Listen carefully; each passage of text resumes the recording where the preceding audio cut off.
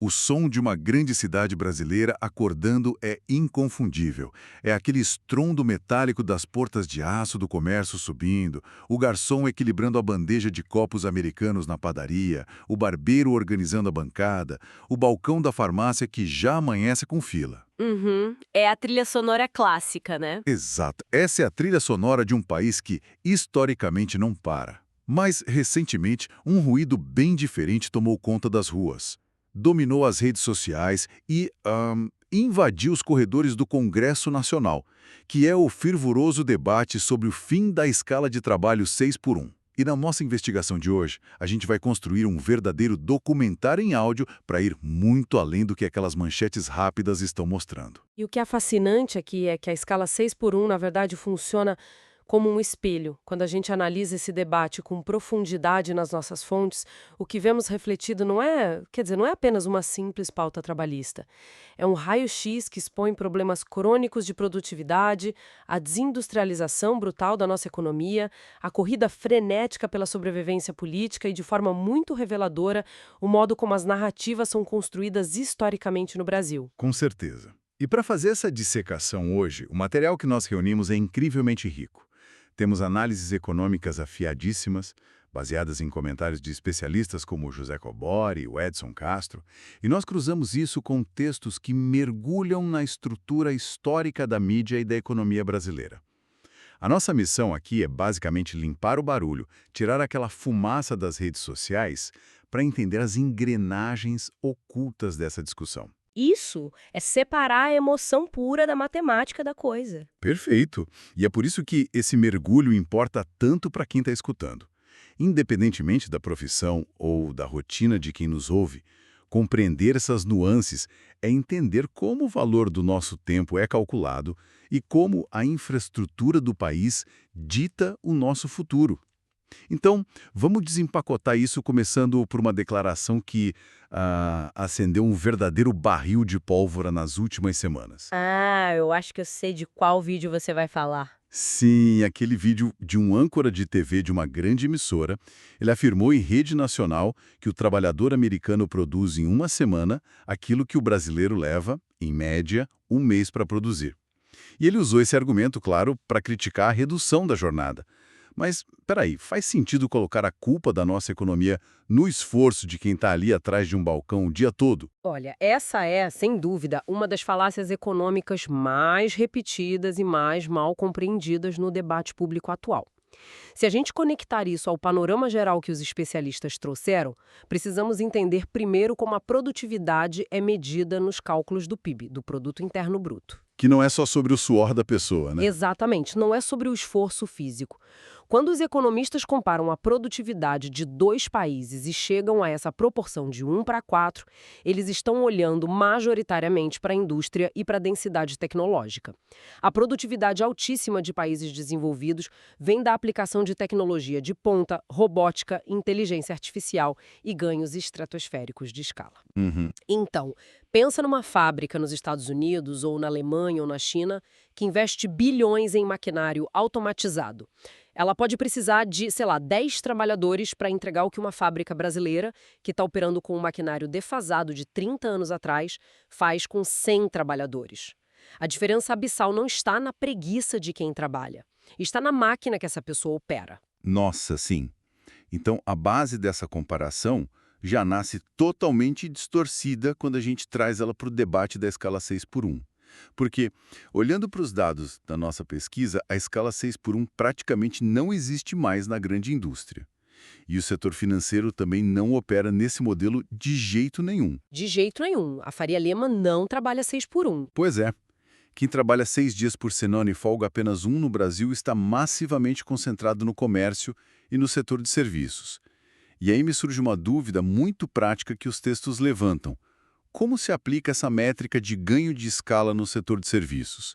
Tipo, um barbeiro no Brasil tem como ser 4 vezes menos produtivo que um barbeiro nos Estados Unidos? É absurdo pensar isso. Sim, existe alguma tesoura mágica lá fora que faz o profissional cortar 1000 cabelos por dia? A resposta, obviamente, é não. A matemática do setor de serviços tem um limite físico muito claro, muito tangível. Não existe ganho de escala infinito quando o trabalho depende da interação humana direta e do tempo físico que a tarefa exige. Um barbeiro americano, por mais inserido que ele esteja na maior economia do planeta, vai cortar os seus 15 ou 20 cabelos por dia, exatamente como o barbeiro brasileiro na periferia de São Paulo ou lá no centro do Recife. Faz todo sentido. O atendente de farmácia em Nova York não atende 100 pessoas no mesmo minuto em que o brasileiro atende uma. Exato. E o que as análises de especialistas tipo Edson Castro mostram é que, devido à altíssima carga horária e à escala opressiva do 6 por 1, a produtividade do setor de serviços no Brasil é muitas vezes equivalente ou até superior em termos de esforço físico e tempo dedicado quando a gente compara com a de países de primeiro mundo. O trabalhador do comércio brasileiro entrega um volume de horas e de energia que é descomunal. É exaustivo só de pensar. É muito. Portanto, transferir a culpa da baixa produtividade nacional para a suposta preguiça de quem está servindo mesa ou atendendo balcão 6 dias por semana não é apenas um erro técnico de leitura econômica, é uma injustiça profunda com essa força de trabalho. Com certeza. E isso nos obriga a olhar para a raiz da coisa toda. Porque se a culpa não é do garçom, não é do padeiro ou do frentista que já estão no limite absoluto da exaustão, onde é que está o verdadeiro gargalo? O que justifica essa estagnação da produtividade brasileira que nos prende a essas rotinas de trabalho tão desgastantes? Essa é a pergunta de ouro da nossa investigação de hoje. O material que a gente analisou lista vilões muito mais complexos do que a jornada individual de alguém. O primeiro grande fator é que o Brasil sofre de uma desindustrialização profunda e contínua. Nós perdemos, ao longo das décadas, a capacidade de criar empregos de alto valor agregado. O que nos empurra para os serviços? Exatamente. E, além disso, temos um ambiente de infraestrutura que é simplesmente caótico. O principal modal de transporte do país é o rodoviário. A gente depende de uma malha de estradas esburacadas e pedágios caríssimos. Pensa na perda de eficiência brutal quando um caminhão precisa cruzar o trânsito travado das marginais em São Paulo, perdendo horas apenas para fazer uma entrega simples. É um desperdício de tempo e dinheiro absurdo. Total. E para coroar essa ineficiência toda, temos uma carga tributária e uma burocracia que são esmagadoras. Elas punem severamente quem tenta produzir, empreender ou trazer qualquer tipo de inovação para o país. E a nossa pesquisa levantou histórias impressionantes sobre isso, especialmente sobre como essa burocracia trava a produtividade na vida real, a ponto de sufocar a inovação antes mesmo dela nascer, né? Tem aquele exemplo prático do Fagner da iForce. Nossa, esse caso é emblemático. Sim, parece roteiro de filme de ficção focado em burocracia. A iForce é uma empresa focada em veículos elétricos. E o relato é sobre a saga para tentar importar o maquinário da China, um equipamento específico para fabricar baterias de lítio aqui no Brasil. E olha os números que as fontes trazem. Esse maquinário, comprado lá fora, custa entre 15 e 20 mil reais. É um investimento super acessível para quem quer inovar. Mas, quando esse equipamento bate no porto brasileiro, ele entra numa cascata surreal de impostos de importação, ICMS, taxas portuárias e absurdos logísticos. É o famoso custo Brasil. E o resultado? O custo final do equipamento salta de 20 mil para 100 mil reais. É um aumento de 500% só para o equipamento ter a permissão de entrar no país. Consideraram usar os incentivos fiscais lá da Zona Franca de Manaus. Só que a infraestrutura do país é tão disfuncional que o custo do frete rodoviário e fluvial para levar esse maquinário de Manaus até São Paulo acaba sendo o mesmo valor de trazer o equipamento da China para o Brasil. É inacreditável. O frete interno é igual ao frete internacional. Exato. É um labirinto projetado pelo próprio Estado que inviabiliza completamente o ganho de produtividade. Esse exemplo do maquinário de baterias é o retrato perfeito do nosso atraso tecnológico. O Brasil meio que parou no tempo. Enquanto economias que, algumas décadas atrás, eram essencialmente rurais e empobrecidas, tipo Taiwan, Coreia do Sul e a própria China, adotaram políticas muito agressivas de transferência de tecnologia, industrialização e educação, o Brasil tomou o caminho inverso. Isso significa que estamos nos consolidando naquele modelo que muitos economistas chamam de fazendão, certo? Precisamente, um grande fazendão. O agronegócio brasileiro é de fato uma potência tecnológica colossal. Ele é altamente produtivo e é o que sustenta a balança comercial do país hoje. Mas o ponto central das análises econômicas é que nenhuma nação moderna com mais de 200 milhões de habitantes consegue prover qualidade de vida, salários altos e jornadas de trabalho equilibradas para toda a sua população, dependendo quase que exclusivamente da exportação de commodities agrícolas ou minerais. A conta não fecha. Não fecha. Sem uma indústria forte e diversificada, não há retenção de tecnologia e não há criação de empregos de alto nível em massa. E aí o que acontece? Uma massa gigantesca de trabalhadores é empurrada para o setor de serviços e de comércio de baixo valor agregado, e nesse setor a única forma de o dono do negócio ter algum lucro, em meio a tantos impostos e ineficiências, é espremendo o trabalhador em escalas exaustivas como a 6x1. Mas, sabe, enquanto a gente discute essas grandes teorias macroeconômicas de produtividade e desindustrialização, a realidade das ruas já está ditando as regras de um jeito bem mais silencioso e prático. Porque, independentemente do que a lei trabalhista diz hoje, ou do que o Congresso está debatendo, o comércio brasileiro está enfrentando um fenômeno fortíssimo que muitos especialistas já chamam de apagão de mão de obra. Sim, e esse apagão é um sintoma claro e inegável de exaustão social. Para quem está lá na linha de frente, a equação matemática e emocional simplesmente deixou de fazer sentido. Ganhar um salário mínimo, ou um pouquinho mais do que isso, para trabalhar 6 dias inteiros por semana, perder horas preciosas espremido em ônibus lotado no transporte público e ainda ter que dobrar turnos em shoppings abarrotados em épocas festivas. O Natal no comércio é um pesadelo, né? É devastador. O custo mental e físico dessa rotina se tornou insustentável para a nova geração de trabalhadores. E as pessoas estão olhando para o lado e vendo outras opções. O trabalhador percebeu a cultura dos bicos e dos aplicativos. Ele pesa na balança e pensa, bom, se eu for dirigir para Uber ou fazer entregas no iFood, eu posso até trabalhar uma carga horária gigante, assumir os riscos de não ter carteira assinada, mas eu tenho a ilusão ou a prática da flexibilidade. Eu escolho quando não vou trabalhar ou se eu quiser folgar na terça eu folgo. O dono da padaria de bairro hoje sofre horrores para encontrar um padeiro ou um balconista, porque muitos preferem a autonomia do trabalho independente à prisão do 6x1. É uma mudança de mentalidade brutal. E o que a nossa pesquisa demonstra de forma contundente é que quando a água bate no pescoço, o próprio mercado tenta se autorregular pela força da necessidade. Não é uma questão de filantropia corporativa, sabe? Ah, as empresas ficaram boazinhas. Não. Os dados mostram que grandes redes varejistas, como a rede de supermercados Pague Menos, isso. E por que eles estão fazendo isso agora, antecipando a lei? Porque os departamentos de recursos humanos não conseguem mais preencher as vagas abertas. A rotatividade, o famoso turnover, está sangrando as empresas financeiramente. Treinar funcionário toda semana custa muito caro.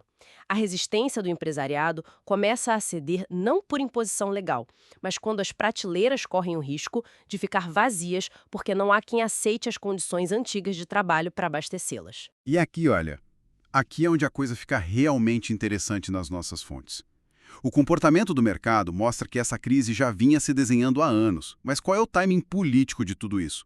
Essa pauta não dominou os debates no Congresso em 2023. Não foi a grande prioridade durante o ano de 2024.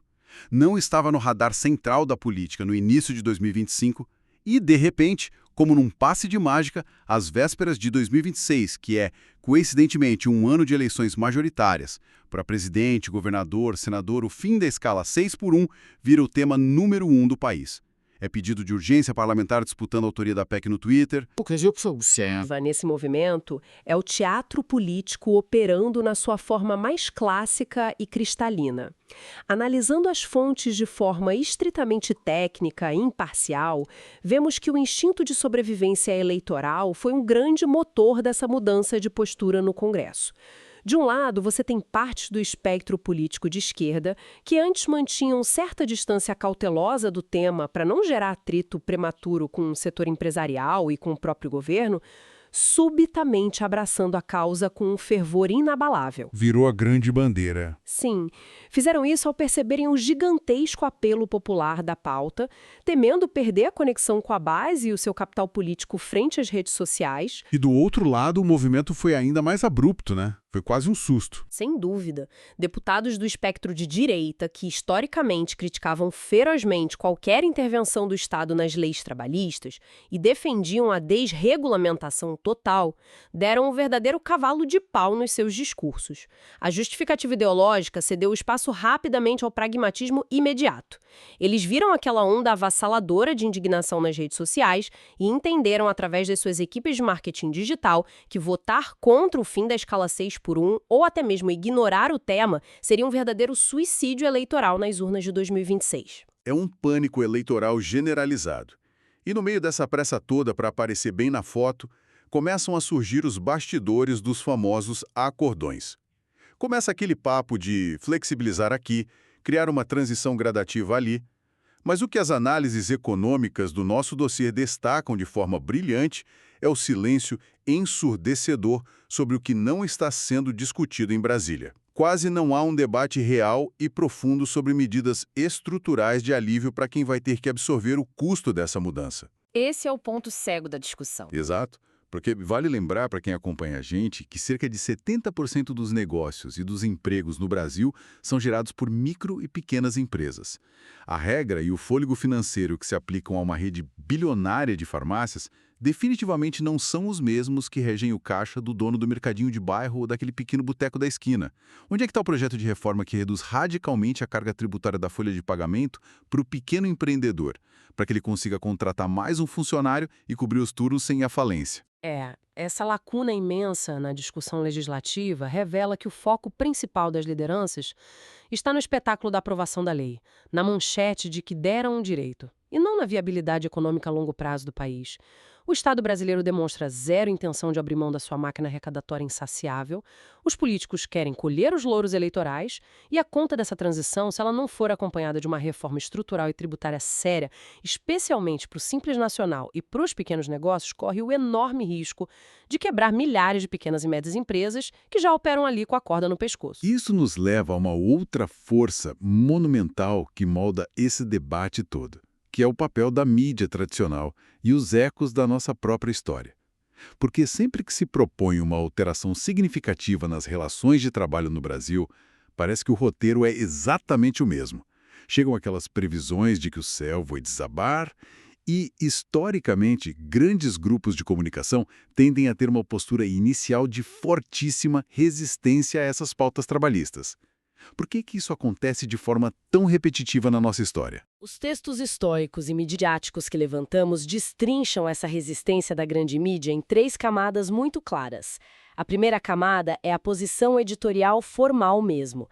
As editorias de economia dos grandes jornais e emissoras costumam ser fortemente alinhadas a uma visão pró-mercado, priorizando a responsabilidade fiscal e a contenção de custos acima de qualquer outra métrica social. A segunda camada é puramente comercial, é a dependência estrutural de publicidade. Os veículos de comunicação são negócios e eles faturam milhões com anúncios de bancos, gigantes do varejo, montadoras de carros e grandes conglomerados de serviços. Então, é uma reação quase instintiva que haja um alinhamento com os temores desses setores empresariais. E a terceira camada, que talvez seja o mais imperceptível no dia a dia para quem nos ouve, é o enquadramento da narrativa, né? O jeito como a notícia é empacotada e desenhada para quem está assistindo ao Jornal da Noite. Exato, o enquadramento é poderosíssimo. A cobertura tradicional quase nunca vai dizer abertamente na bancada "somos contra o trabalhador descansar". Seria um absurdo, pegaria péssimo. Em vez disso, a narrativa foca os holofotes exclusivamente no medo. As matérias dão um destaque enorme para o risco iminente de inflação, para a projeção do aumento dos custos para o consumidor na ponta e para o perigo de demissões em massa. O tom da cobertura eleva as vozes de economistas do mercado financeiro que alertam para a catástrofe fiscal.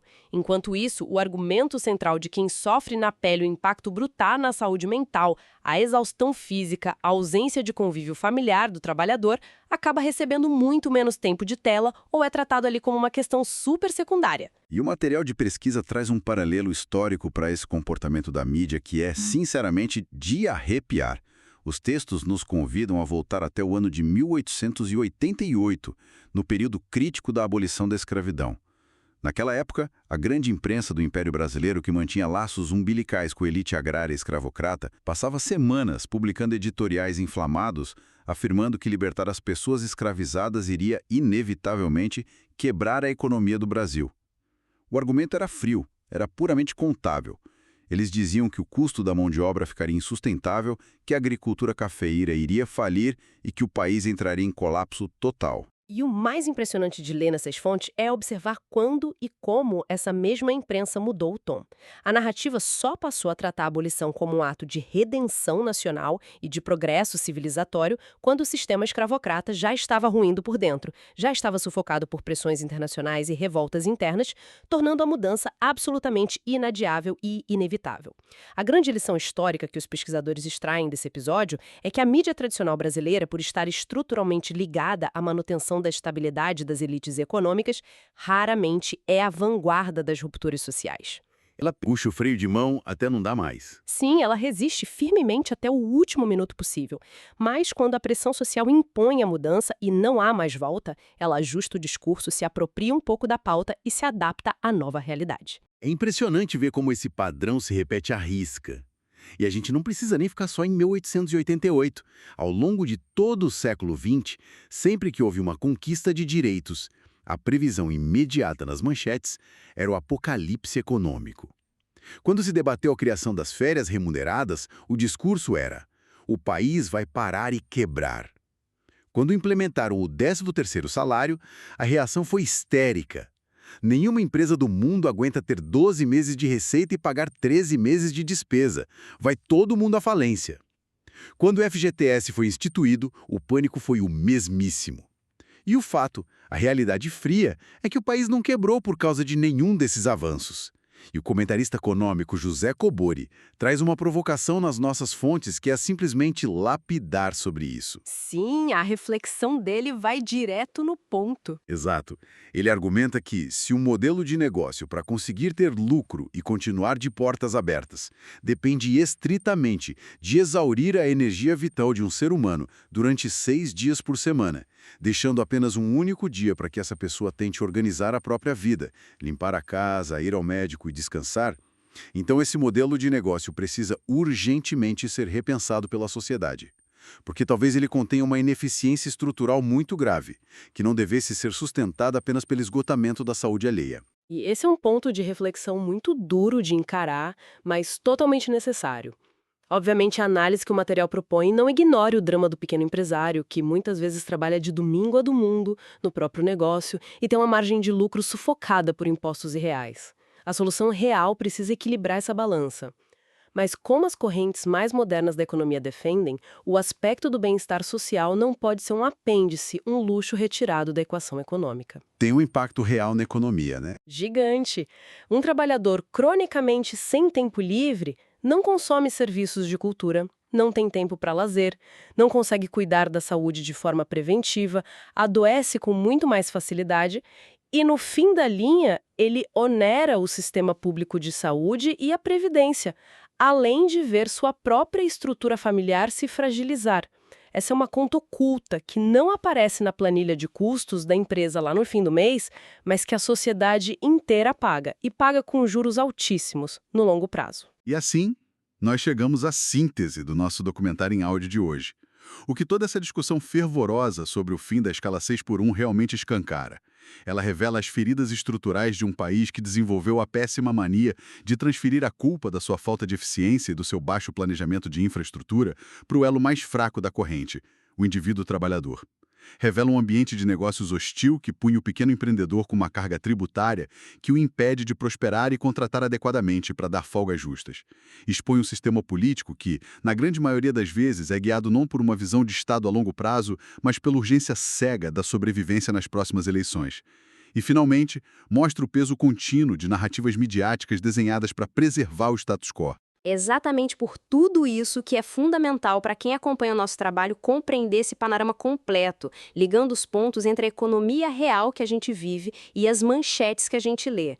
O grande valor prático dessa investigação que fizemos é entregar a quem nos ouve uma lente analítica muito mais refinada para decodificar as notícias de amanhã.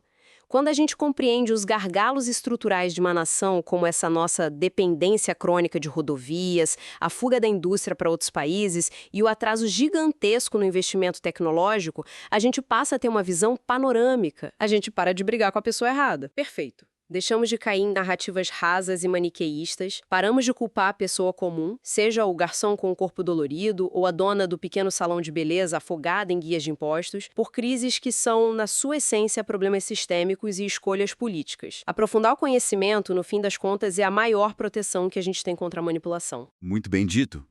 E então, o que isso tudo significa para o nosso amanhã? Para encerrar a nossa investigação de vez, eu quero deixar uma semente plantada na cabeça de quem está nos ouvindo. Como nós vimos lá nos paralelos históricos da abolição e dos direitos trabalhistas, durante décadas, a mídia tradicional monopolizou a criação do consenso na sociedade. Através das grandes novelas e daqueles telejornais em horário nobre, poucos grupos ditavam qual era o limite do debate aceitável no Brasil. Hoje, a tecnologia estilhaçou esse monopólio para sempre. A pauta do fim da escala 6x1 não nasceu numa sala de reunião ou nos estúdios de TV.